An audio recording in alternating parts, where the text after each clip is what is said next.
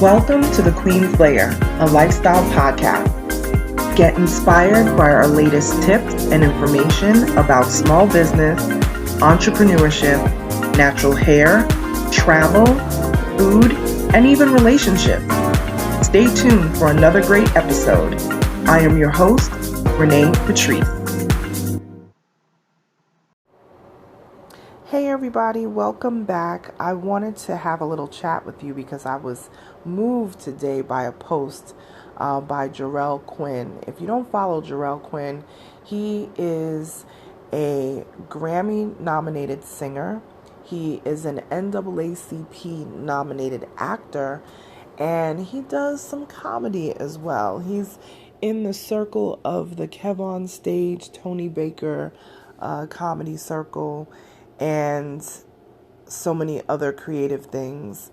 I really enjoy following him because he's a bit of an inspiration for me every day. I get little bits of pushes, from following his Instagram. And today he posted, I don't want to say it's a quote, but it was just one line, and it says, "I need to book something." But the word book is crossed out and the word create is replaced above it. So it's now reading, "I need to create something." And here's what he wrote about it. And I think that it is just, it just resonated with me today. So I'm going to read it to you. Creatives in particular, our focus is too often on booking the job. That's holding auditions, when the truth is we are our own answer. The gift is inside of us. Realize that we do not need permission from a casting director, an agent, nor anyone else to work. Relationships with all those entities are wonderful. However, it's icing. We are the cake. It starts and ends with us. Create your own job. Write the script. Record the song. Shoot the movie. It's time to go to work. Hire yourself. Action. Salah. Golden Globe Award winning Issa Rae began what we know as Insecure on HBO. It first began on YouTube with Awkward Black Girl. Just get started. You have to get started to be great. I so love his take on that because I truly get it. I started, him speaking about Issa Rae, and I know all of us have heard of Insecure, the show Insecure, that is on HBO.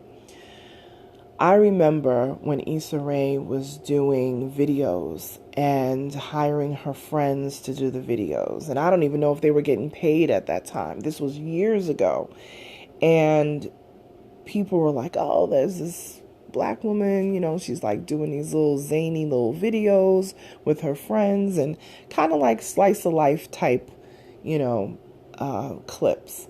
And I loved it. I thought it was great. And it was, as he said, called Awkward Black Girl. And I could relate to it so much because I was kind of awkward, and being a black girl, yeah, I was kind of awkward. And there was like real life type situations that she would put into these 5 to 7 minute clips. And really it stemmed from that to create this empire of a show on HBO. And I remember when there was someone who questioned, they were like, "Oh, please, the show is not that, her stuff that she had on YouTube is not that great. I don't know why everybody's making a big deal about it," and this, that, and the other. I remember somebody trying to roast her. I think it was on Twitter. I don't even know if Instagram even existed at that time. This was some years ago before she won a Shorty Award. Once she won the Shorty Award, it put so many eyes on the projects and things that she was doing. And that has just grown. It was a seed that was planted that has been watered and cultivated. And now she literally created her own empire with Insecure. and all these other projects and things that she has. I think the name of her company is Issa Rae Creative, and she's hiring other black people, people of color. She hires anybody, but people of color, black people especially, are at the forefront. And I know that's so important for her because it's something that she has repeatedly talked about in interviews. And I have to agree with Jarrell with this one because I was really getting into, I got to book this, I got to talk at this gig, I got to do this, I got to do that. And just running around going to all these different events that are not my own instead of creating my own lane. There is no reason why you have to beg to sit at anybody's table. Create your own table and seat your team, your tribe around it. So I thank Jarrell for that because I even reposted it to my stories, and I put a note on there of thanks to him because I wrote on there, I said, this is a word that I needed right at this very moment. I was frustrated.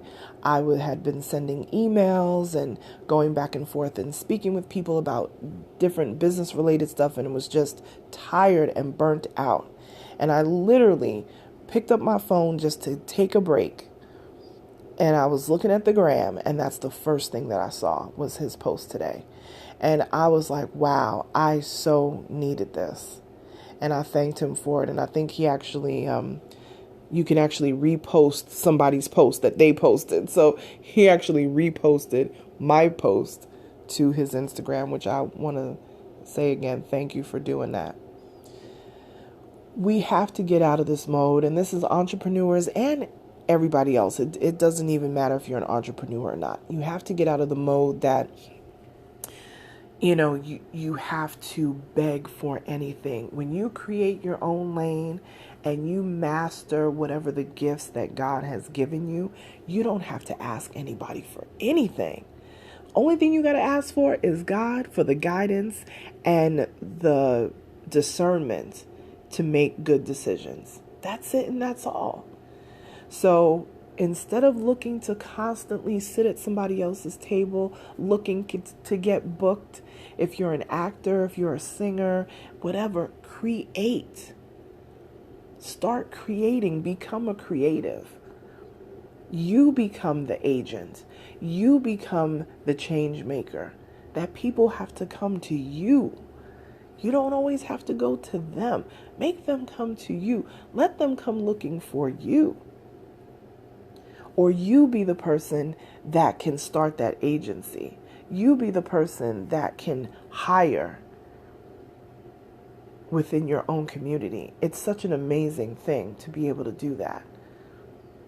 So, yeah, I've got to create something. And I have some things coming down the pike. And I will share it with you guys very soon. We'll talk soon, you guys. Gotta go create. Later.